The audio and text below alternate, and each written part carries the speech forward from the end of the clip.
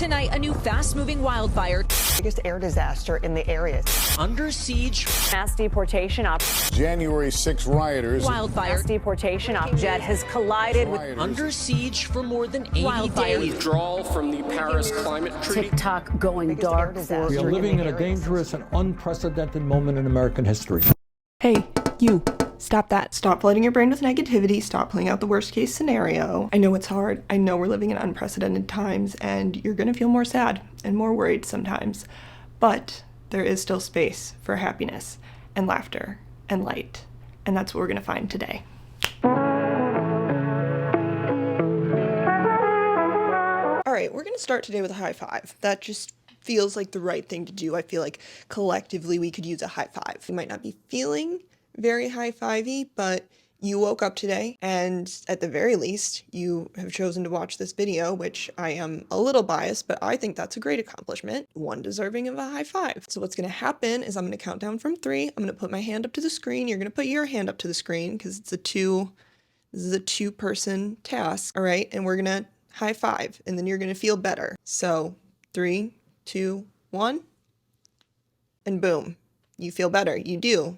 Don't you? Just, it might not happen right away. Sometimes it takes a minute or an hour or a day or two, but you're gonna feel better. I promise. I don't break my promises all that often. But okay, so if you decided to watch this video today, I assume that maybe you're struggling a little bit to feel positive, that maybe the vibes aren't great in your neck of the woods right now. And those feelings could be happening for many reasons, but I will say in this video, we're going to focus on improving the vibes relative to the current state of the world that we're living in 2025. And this is specifically going to be through the lens of somebody who's living in America, because it's me. I live in America. That said, I do think a lot of these tips and strategies and things we're going to talk about would be applicable to those living outside of these great United States. So all that to say, if you are feeling very happy about the current state of the world, then this video isn't for you. And if it's not totally clear what I'm trying to convey, let me just say, I do not think a bigoted, misogynistic, felonious billionaire should be the leader of America, or any country, really. And if you don't agree with that, then again, this video is not for you. If for some reason you continue to watch this video despite it not being for you, I would just ask that you refrain from leaving any rude comments. If you do, I will block you and simply move on with my day, because this is a video for people who are feeling very worried, very sad about what's going on in the world right now, and I will keep this a safe space for them. This is not a space for debate, because I just don't think that anything productive would come from debate in this space. There are spaces for productive debates. There is a need for communication. It's just this is not the space for that. This is a space for empathy. So, okay, with that said, let's have some fun. Let's have some freaking fun. Okay, now by let's have some fun, I mean let's do some chores, because this is going to be a chat and chores episode wherein we chat whilst doing chores. So feel free to engage in body doubling as you see fit. Now, I've been asked several times for my advice on this topic of how to cope, how to stay positive, how to stay optimistic when it feels like the world is crumbling. And I haven't answered it.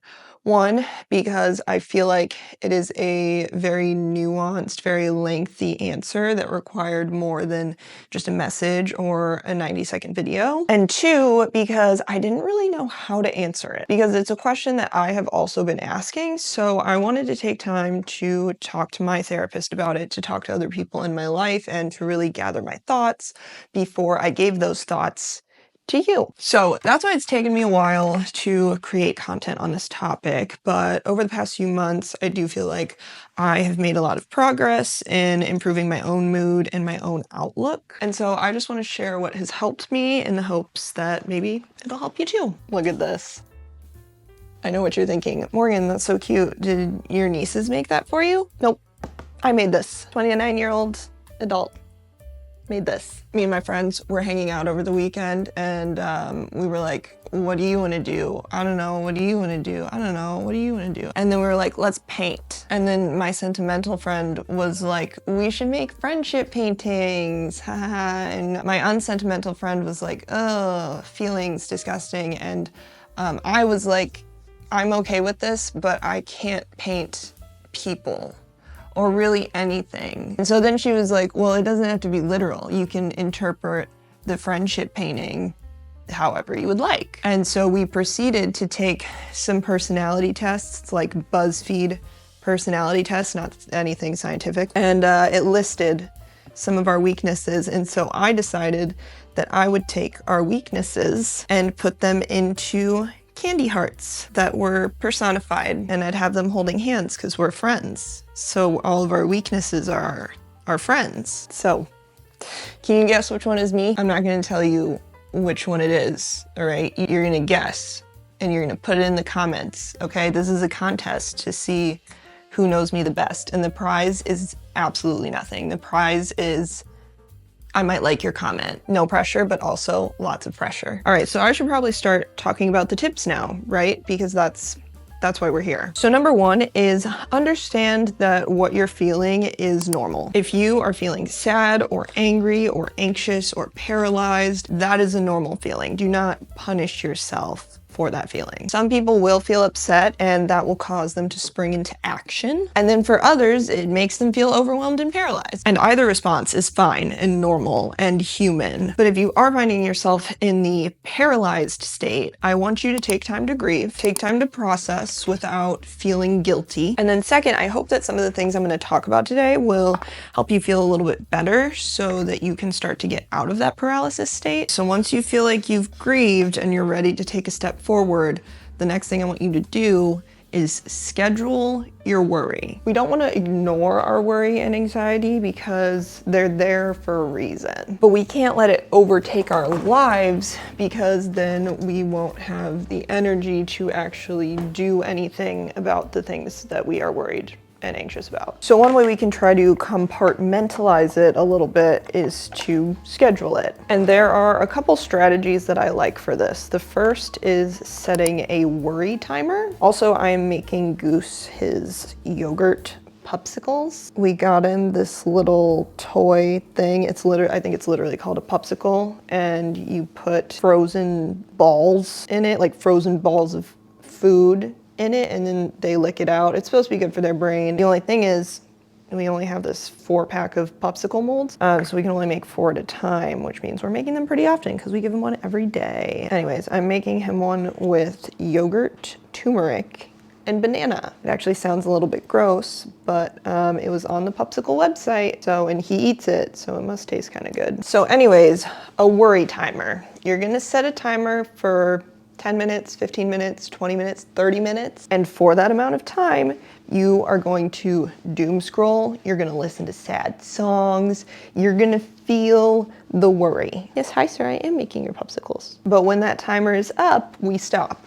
We're done dwelling. It's time to move on with the day. Okay, at that point, we are mentally putting our worries in a box. We're closing that box and we're shoving it in a corner until our next scheduled worry time. And in the meantime, we are focusing on the good, the mundane, the things that make us happy. Goosey, we are almost out of turmeric. Okay, never mind. These are just gonna be yogurt and banana, buddy. Make sure to buy turmeric at the grocery store, and I'm sure I will forget. Another way to compartmentalize is by scheduling a heavy day. It's a day committed to dealing with heavy things, dealing with heavy emotions, and the key word is dealing. All right, we're not sitting around doom scrolling. We're not sitting around being sad. We are dealing with things. We are processing. We are taking action. So maybe this is a day where you go volunteer for a cause that you're super passionate about. Maybe this is a day where you catch up on a lot of the news and you talk about it with a friend. Maybe this is a day where you actively think about what the worst case scenario could be and you plan for how you're going to deal with that. Or maybe it's a day where you have therapy and you journal. It's just a day for taking action and processing the heavy and the seriousness. The heavy and the seriousness, just the heavy and the serious. It's a day for taking action and processing the heavy and the serious. Yeah. And then the next day, we release the heaviness. Okay, we've taken steps, we've taken action. There's no need for us to feel guilty about not doing enough. Dealing with the heavy and the serious, it's like exercising. Okay, if you do it constantly, you're gonna burn out, you're gonna crumble under the weight, you're gonna hurt yourself. On the other hand, if you just don't do it at all, if you ignore it, that's not healthy either. So we just need a middle ground where we are consistently dealing with the heavy, but we are also taking plenty of breaks to rest and recharge in a healthy way. Do these smell good, buddy? You gotta wait until they're frozen, okay?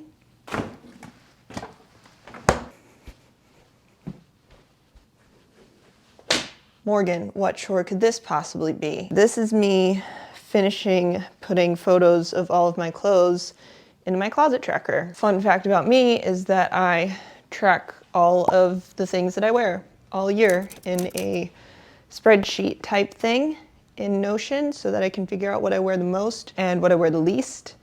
And pretty much I just like to get really weird with all that data. So photos of all my clothes are still not in there, even though I've been doing it for over a year now. So gonna work on finally getting that wrapped up. The last point, I said that we needed to find ways to recharge in healthy ways. So this third tip is to find your charging port. Some people may refer to this as finding an escape, finding a distraction. Ow, that really hurt my knee. Morgan, we're 29 now and we can't just bend our knee all willy-nilly whenever we want. So some people may refer to a charging port as an escape or a distraction, something to get your mind off all the bad things that are happening. I don't love that analogy here because I don't think that we should be ignoring the bad things that are happening or putting them completely out of sight, out of mind. But thinking about and dealing with the bad things, it is very draining. So we do need to recharge. So you have to ask yourself, how are you going to do that? What is your charging port? It could be crafting, it could be reading, it could be running, it could be playing pickleball, it could be getting weirdly meticulous and analytical about your clothing. It could be any number of things, but it's just really important for your sanity right now to have a really solid charging port. And you need to be using it regularly, okay? We're not waiting until we're at 1% to plug ourselves in. We are plugging in at 50%, at 40%. And we're also not feeling guilty about the time that we are spending recharging, okay? It's very important. If we don't do it, we will crash out. I will also say, if you are craving even more community, more vulnerable little yap sessions, consider checking out my Patreon. I do monthly mental health check-in videos over there. January's was actually 23 minutes long, and we got a lot more in depth into my feelings over the past month, and you guys got into your feelings too in the comments. So that's just an extra cozy space for us to connect, and I just feel more comfortable over there being a little more emotionally transparent because it's not as formal or exposed as a regular old YouTube video where anyone can just come in and berate me in the comments. I mean, I guess you could berate me on Patreon too, but it'd be kind of weird if you're paying $3.50 a month to berate me. So anyways, just another space for us to catch up, and I really appreciate your support over there because it allows me to be less reliant on ads to keep this whole shebang running. So, all right. Anyways, moving on.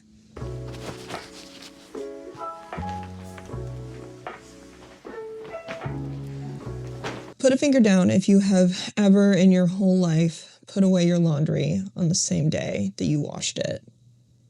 Not me. Didn't even flinch. Never done it once. This laundry has been sitting here waiting to be put away for 4 days, and, you know, now that I took all these other clothes out to take pictures of them, it is a little bit much, and the time has come to fold things. And also talk about tip number 5 or 4 or 6. I'm not sure. Okay, so this tip is to imagine the best, prepare for the worst. Now, I have a habit of imagining the worst and just not preparing anything at all. That is more or less what anxiety is. But I have been trying lately to be better about imagining the best. Imagining a world where love does overcome hate, where we have affordable healthcare, where the planet is recovering, where the rights of marginalized groups are protected, where I can afford a 3-bedroom condo within a few blocks of the lake. Okay, that's what we're imagining. We're imagining the best because it is possible. But then we're also preparing for the worst. So for me, that looks like trying to save money, trying to spend less this year, making sure that we have go bags ready with everything we would need if we needed to, for some reason, leave our apartment, having passports up to date and any documents we might need if things get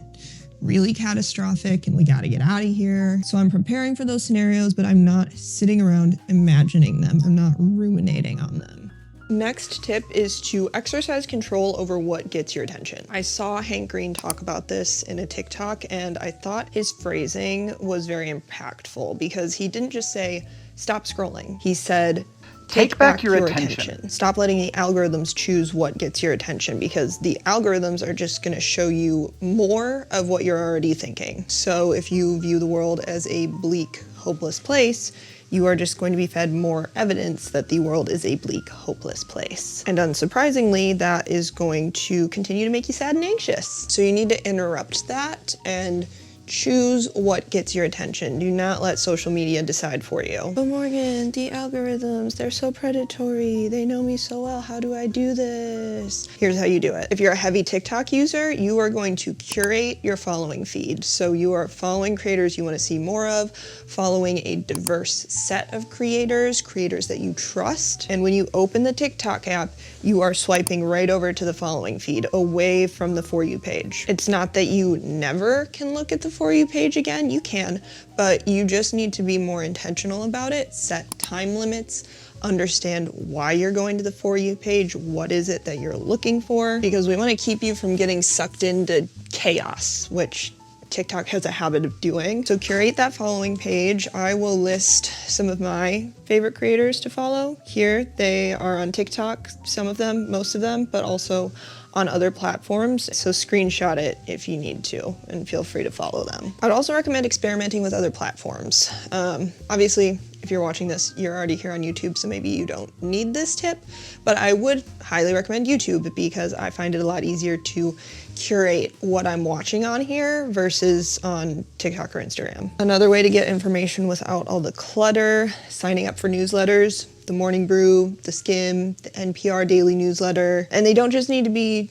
newsletters. They make newsletters for like everything. If you like reading, there's book newsletters, there's music newsletters, outdoorsy newsletters. If you have an interest, there's probably a newsletter for it. My point is just find other ways to keep up with news and topics that interest you that doesn't involve sifting through a million other pieces of superfluous content that is ultimately just trying to distract you from the bigger picture. And then of course, also you can just get off your phone, get away from screens. I think it's really important to set a limit on how much time you're spending scrolling and looking through the news right now. Personally, I think 1 hour per day is more than enough.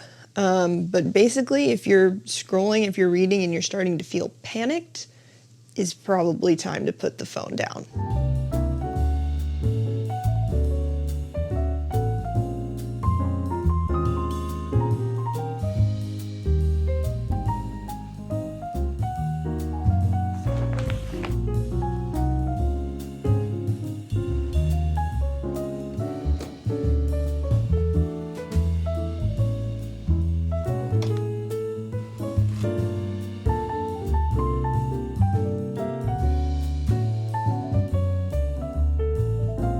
Ow.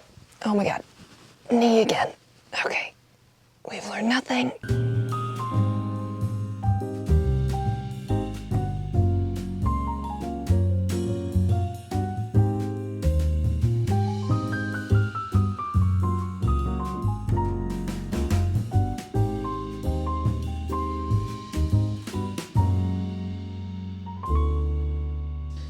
Okay, we've got tea, we've got jars, we've got a label maker. What are we doing? We're putting our tea in jars and we're labeling it.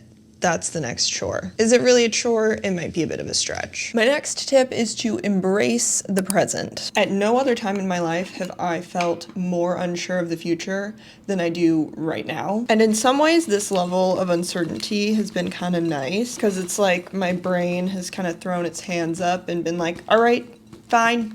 I really don't know what's going to happen in the future. I'm going to stop trying to control it. And it's actually made focusing on the present a little bit easier for me because I think when I had a clearer picture of what the future might look like, I felt like I had more to lose and I had more specific things to ruminate on. There was more that I was trying to get right, but now I really don't know what the future is going to look like. So the things that I was trying to get right, it just doesn't seem as relevant anymore. On camera, Morgan proceeded to ramble here, so voiceover Morgan here to help out. All she was really trying to spit out was that the looming threat of things getting a lot worse made her more grateful for what she has now and lessened her anxiety about achieving certain milestones like owning a house or buying ultimately frivolous things like clothing. Our neighbor is doing construction on their apartment, so this has been happening for the past week. I know we have funnels. Where are the funnels? Where did David put the funnels?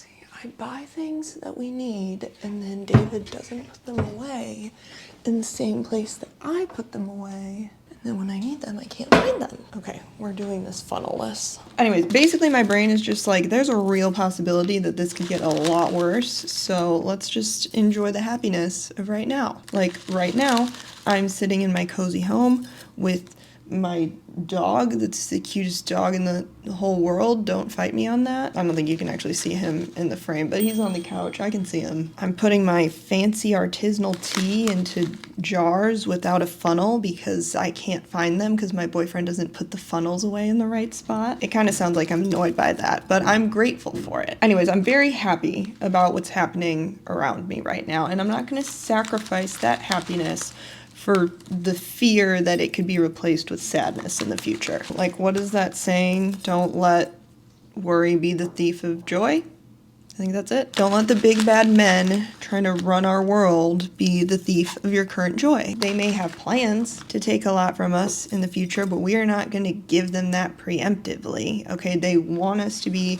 confused and sad and angry, and I'm not going to give them that. I'm not giving them that satisfaction. Finding happiness in this moment is the exact opposite of what they want. Okay, so if you want to annoy them, if you want to piss them off, then just let your happiness persist. Good, you sit. That's not for you, sir. Yeah. No, it's not for you.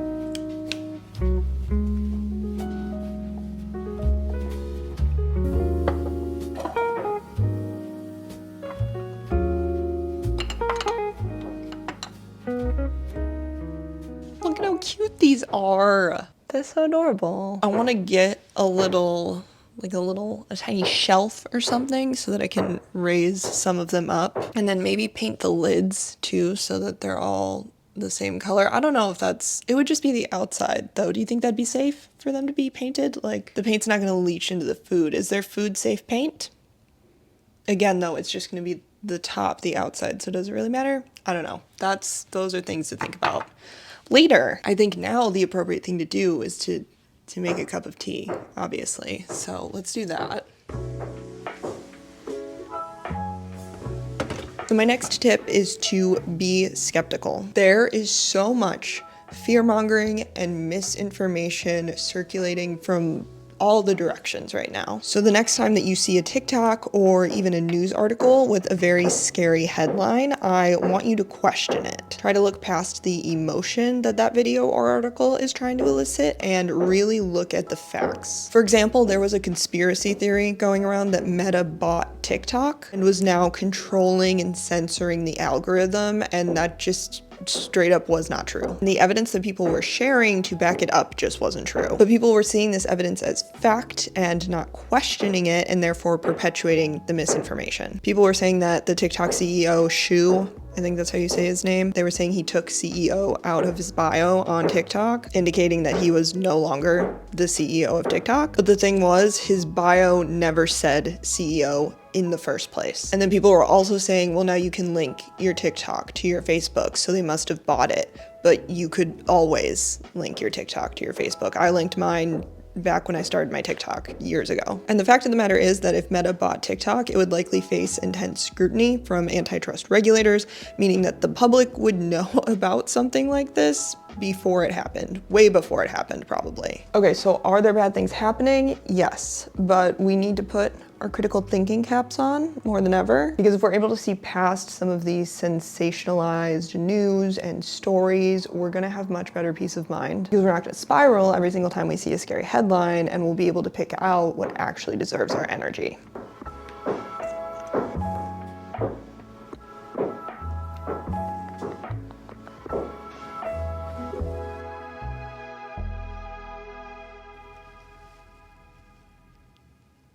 Welcome to a new day, because the construction people would just not stop constructioning, and because I'm a very cool, chill person, for the love of God, when is the banging gonna stop? I decided to move my stuff to the next day. So our last chore is gonna be cleaning up my office, which is a perpetual mess, and I'm gonna be honest, it mostly just involves putting stuff that's out here into the very messy closet, closing it and pretending that it doesn't exist. Is it the right way to clean? No. But does it work for me? Also no, but I'm too lazy to find a different method. But moving on to our next tip, we have prioritize human interaction. And I know what you're thinking, Morgan, I can't believe you're saying this.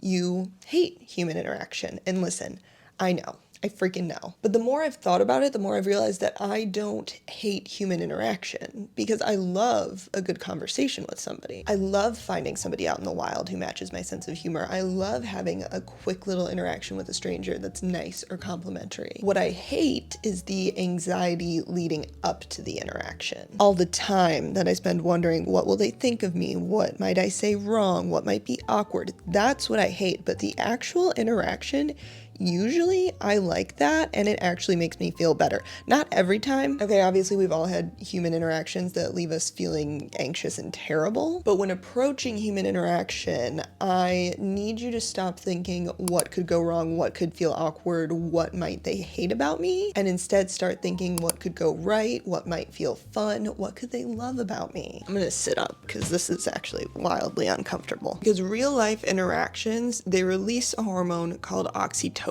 This is known often as the love hormone, and when it's released, it can make you feel more connected to people, make you feel calmer, make you feel happier. So basically, when you hang out with somebody and you walk away feeling happier, more connected to them, with a little pep in your step, that is oxytocin. It can result from romantic relationships, from friendships, even interactions with strangers. Where you're not going to get it is scrolling on social media all day, subconsciously or consciously comparing yourself to other people. That's just going to reinforce all of the sad, negative, anxious feelings you're having. So it's really important to prioritize some human interaction, which I know is easier said than done. Especially if you're an introvert, especially if you're a chronic homebody like myself. It is going to make you feel better, and it's going to help build community, which is really critical in times like this. That said, I know loneliness is a very real issue, and I know it's very hard to make friends, so this step may take a while and feel very hard for some people. So if you think it's going to feel really hard for you, don't start here, but do so when you're ready. I do have a video about making friends as an adult. If that's something that you feel like you would like some tips on, go ahead and check that out. I also have a video on learning how to do things that give you anxiety. So if you have a lot of social anxiety, if you're struggling to just get yourself up and out of your home, check out that video too. That might give you a few tips, or at least a little bit of comfort to start doing more of those things. Getting comfortable with being uncomfortable is really the goal of it. That's really what overcoming anxiety is. And my final note on this topic, again, as somebody who struggles with social anxiety, I try to tell myself that human interaction is only going to decrease my anxiety. It's not going to make it worse. most of the time, and that does help me feel more inclined to do it. Have there been times when I've had social interactions and I don't feel great afterwards? Yes, but usually I still feel glad that I tried to socialize, that I tried to make a new friend, that I tried something new, tried to have a conversation. And that feeling of trying, knowing that I'm putting myself out there. I don't know if this is scientifically correct, but I feel like that releases endorphins for me and makes me feel better. And that gives me the momentum to keep trying. And the more human interactions I have, the more chances I have for very positive ones that leave me feeling good, that leave me with new connections, new friends. And like I said, during times like this, those connections and friendships are so, so critical.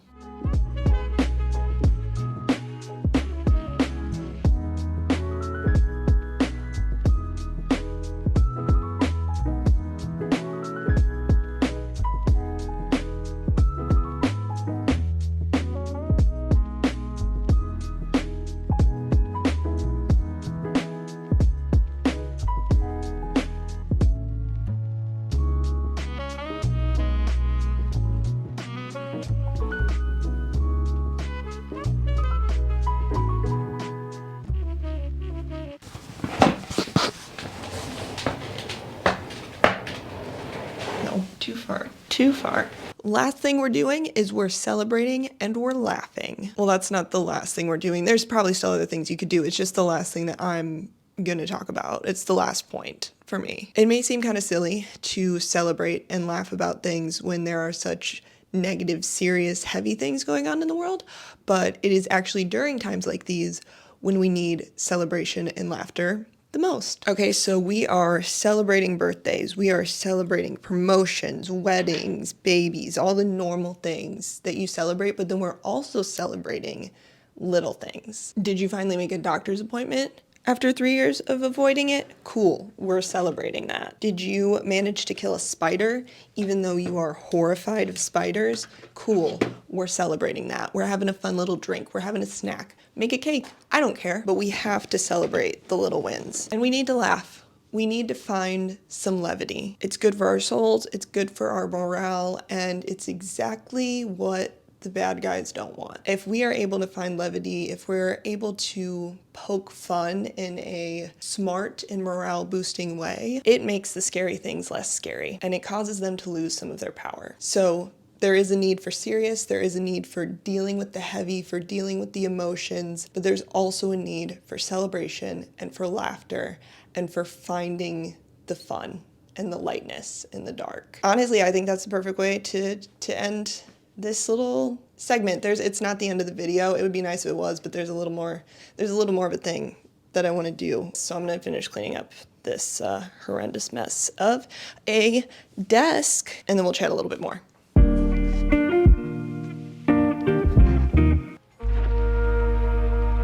So I mentioned the importance of community earlier, and you guys may not be an in-person community for me, but you are a very important community to me. And so I wanted to get your input on this topic too, because you guys have so many great ideas and takes that I don't even think of sometimes. So I asked on Instagram what you all do to keep yourself sane and maintain a sense of optimism during tough times. And I thought I would wrap up this video by reading through a bunch of those. So we've got puppy yoga right off the bat. That sounds amazing. I don't really even like yoga, and that sounds lovely. Spend time on the good, reading, creating, caring for pets, plants, and people. Plants will keep you really busy. I would recommend that too. Volunteering, social media and news breaks. Slow down and do hobbies you love. Be honest with your friends and talk about how you feel. It's good to talk about your feelings with friends. It might feel a little weird at first, but you should do it. It'll bring you closer. Focus on the small things like decorating my apartment. Decorating can be a great way to recharge too. I'm gonna try to do some of that this year, try to thrift some new things for the home. Time with the family, walks in nature.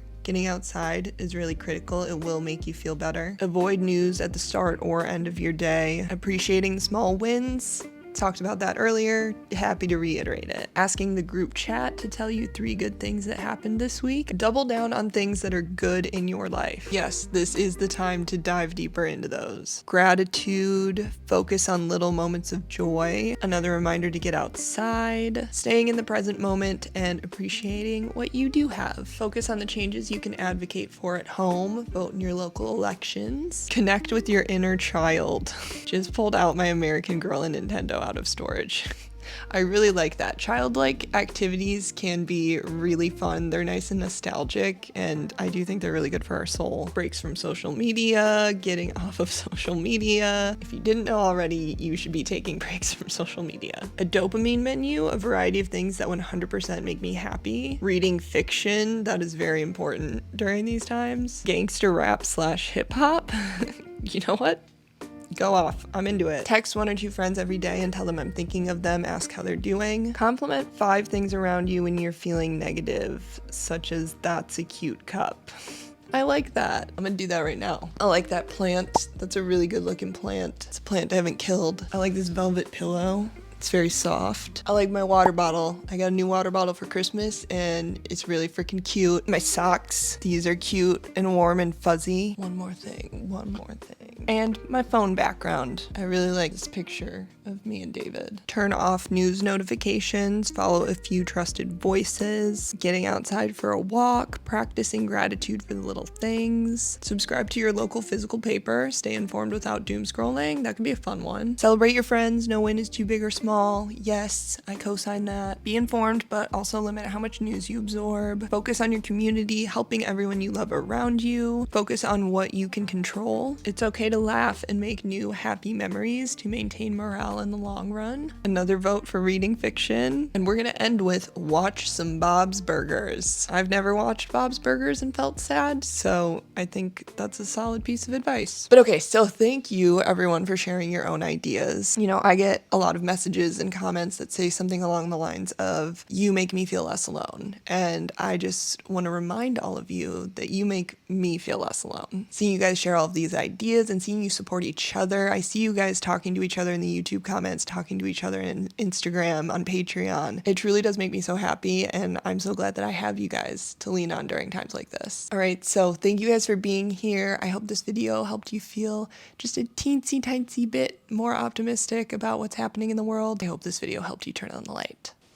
Ooh, no, that's bad for the back. I'm gonna have to sit here for a little bit while my back adjusts to this new position. So just pretend I'm turning off the camera. It's gone now. Bye. If you're ever moving in with a boy and you're wondering, should I let him bring his cups? The answer is no, because if you do, you'll end up with cups that have the stock market on them, and then you'll say, I don't like these cups, they're not cute, I don't want to use them, and he'll be like, okay, fine, but can you at least keep them? And then you'll have a box of cups taking up space in your office at all times.